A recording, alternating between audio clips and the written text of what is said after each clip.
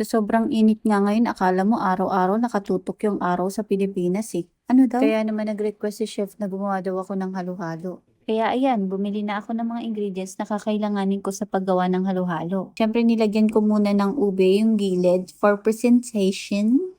Tapos sunod kong nilagay yung crush ice. Tapos yung puting nata na hindi ko na malayang na ibuhos ko pala lahat. Kaong, red beans. Inilagay ko na rin yung pulang nata de coco. Dalawang kulay yung binili ko sa nata de coco, red and white. Para mas maraming color, mas nakakatakam. Mas masarap din tong white beans na to. Idagdag na rin natin yung langka na talaga namang napakabango. Red and green na sago. At syempre, hindi makukumpleto ang ating halo-halo kung walang ubi flavored ice cream. At sa sobrang excited ko nga na ipatikim na ito kay chef, na ibuhos ko yata yung iba. Pero okay lang yan, mas maraming gatas, mas masarap. So ano pang hinihintay mo? Itag mo na rin yung taong gusto mong gumawa ng ganito kalaking halo-halo para sa'yo. Enjoy!